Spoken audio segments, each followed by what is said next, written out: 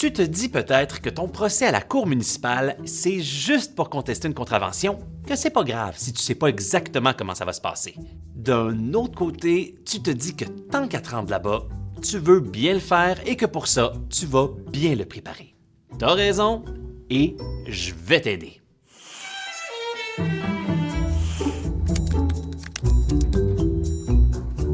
En fait, un procès, c'est pas compliqué quand tu sais comment ça marche. Et quand tu connais les étapes, que tu les comprends, c'est tellement moins stressant. D'abord, voici à quoi ressemble une salle d'audience.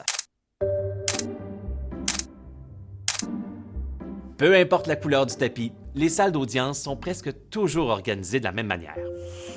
Au fond de la salle, il y a le ou la juge. D'un côté, c'est la table de la poursuite.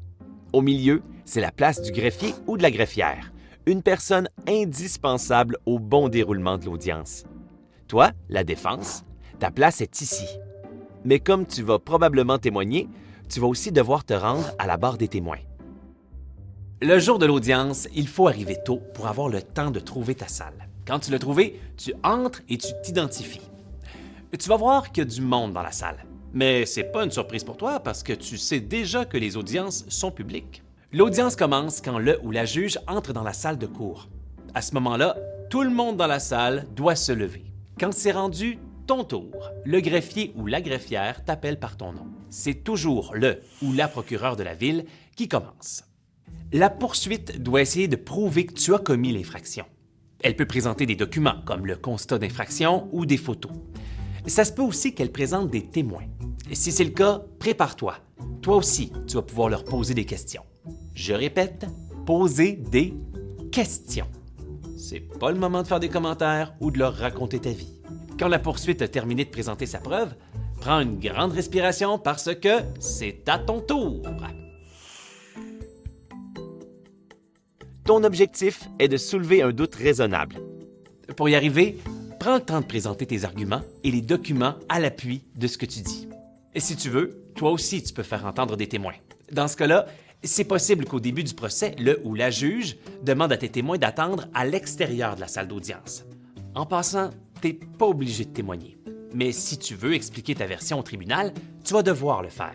Et si tu témoignes, tu vas d'abord te faire assermenter. L'assermentation, c'est quand tu affirmes solennellement de dire toute la vérité. C'est une promesse très sérieuse. Quand tu as terminé, le ou la procureure de la poursuite va probablement te poser des questions et en poser à tes témoins. C'est normal, c'est son travail de le faire. Après avoir présenté ta preuve, ça va être le temps de la plaidoirie. Pendant la plaidoirie, c'est plus le moment d'ajouter des éléments de preuve. C'est plutôt l'occasion de résumer pourquoi tu penses avoir raison. Quand ça va être au tour de la poursuite de faire sa plaidoirie, c'est pas une bonne idée de l'interrompre ou d'intervenir. Fais-le pas. La dernière étape, c'est évidemment le jugement. Des fois, le jugement est rendu plus tard. On appelle ça un délibéré. Si c'est ton cas, tu vas recevoir un avis de jugement par la poste avec le montant que tu dois payer. Si le jugement est rendu immédiatement, fais juste écouter, même si tu n'es pas d'accord avec la décision.